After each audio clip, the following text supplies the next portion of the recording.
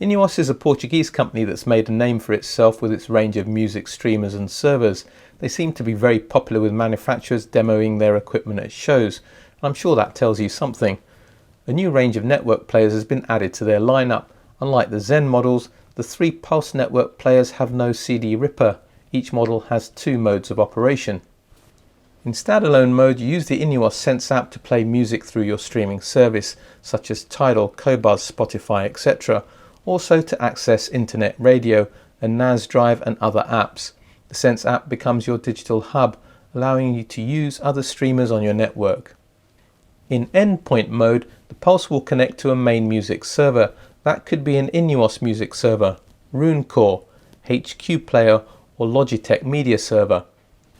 The entry player is a Pulse Mini that retails for £899 in the UK. It features an Intel quad-core processor, a solid-state drive module for the operating system and 4 GB of RAM. The next player up is simply called the Pulse and it will set you back £2,299. Now you get Innuos' custom Recap 2 linear power supply, a medical grade filtered IEC terminal, epoxy center-filled high-grade toroidal transformer and over 40,000 microfarads of Mundorf power supply filter caps. The RAM goes up to 8 GB. The top of the range unit is called the Pulsar at £4,949. It has 130,000 microfarads of filter capacitance from Mundorf. That's more than most amplifiers. The toroidal transformer jumps in size to a 300 VA. The Pulsar is optimized for USB with a reclocker to reduce jitter. Instead of a single level cell SSD for the operating system, it has a triple level cell to lower electrical noise. I think it's a smart move for Innuos to offer a range of streaming products that don't have the CD ripper inside. Not everybody wants one.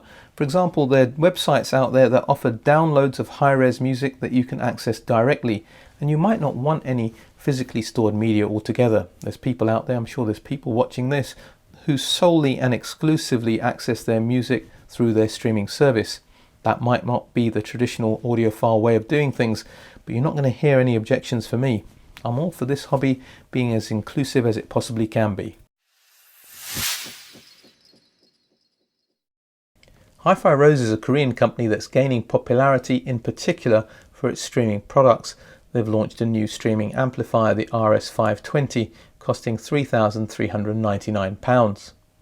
The most striking feature is a 12.6-inch wide LCD touchscreen with a 1920 by 515 resolution. It's equipped with a top-of-the-range ESS 9038 Pro DAC chip that boasts a dynamic range of 140 decibels. The built-in DAC can handle bit rates of 768 kHz, 32-bit and DSD512. The RS520 deploys discrete op-amps developed by Hifi Rose in the IV stage to feed current to the DAC section. The discrete op-amps are supposed to reduce noise and open-loop distortion compared to the off-the-shelf designs. Hifi Rose described their amplification as Class AD, using gallium nitride field effect transistors as opposed to the regular silicon variety. They reduced the dead time and allowed the Class D switching amplifier to transition more quickly, improving linearity. The amp is capable of delivering 250 watts into both 8 ohms and 4 ohms. Connectivity is impressive with all the digital inputs and outputs most would desire. There's an eARC HDMI input so you can connect your TV and use its remote control for the volume and automatically switch the device on and off. The RS520 also has an analog RCA input, HDMI output, pre-outs, as well as 3 USB 3.0 ports. One is used for the Bluetooth Wi-Fi dongle, but the other 2 can be used to connect external media storage devices.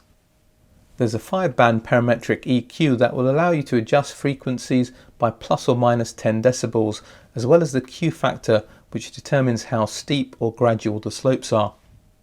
The built-in streamer supports the services you would expect. It's Roon ready, or you can use Spotify Connect as your streaming platform.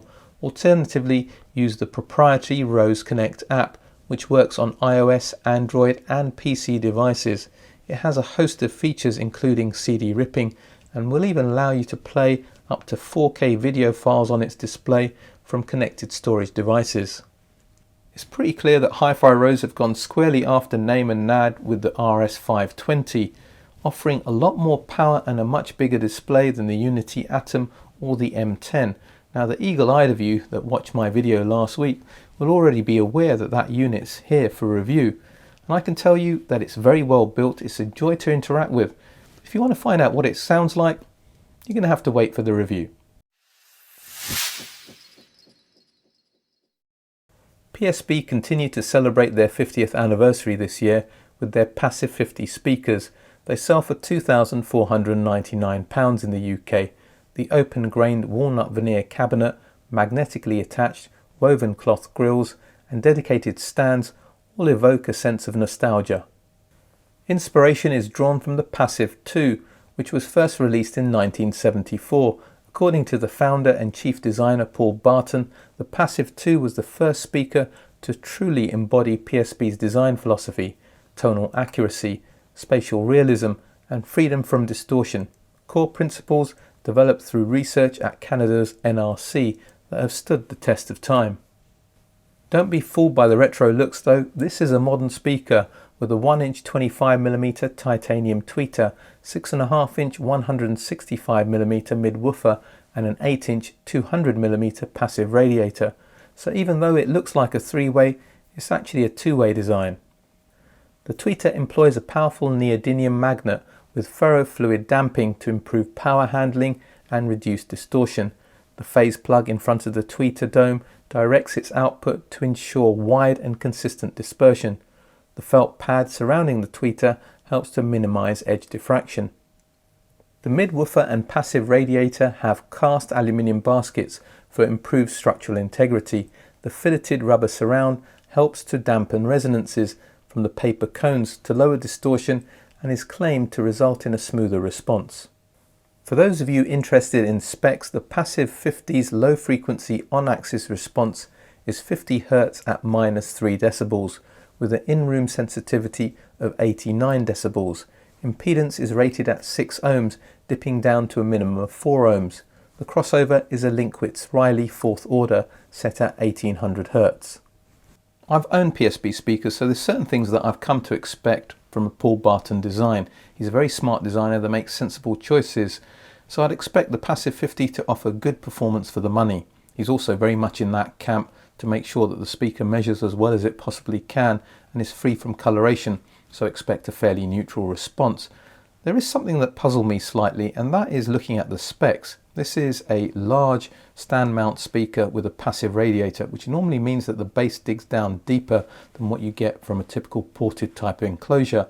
But the -3 dB point on the Passif 50s is only at 50 Hz and the sensitivity is 89 dB into a 6 ohm load. Now I'm not going to get into that, but there's a trade-off between all those parameters. I would expect it to have digged down a little bit lower. It could be that PSB are being honest, that's their reputation, and there's a lot of nonsense that other manufacturers print when it comes to these kind of specs. I'm sure that probably accounts for it, but it did strike me as being slightly peculiar. So that's it. As always, let me know what you think of these products that I've featured, and also if there's any other products that I missed that you think I should have covered, let me know about those as well. All that remains for me to say is if you like this video, if you like what I'm doing with this channel, and you want to see it grow, and you haven't done so already, please do all that social media stuff. Check me out on Patreon for consultancy service and bonus content. Join the ABA Club on Patreon, where we get to chat face to face sometimes. But for today, for now, a British audiophile, signing off.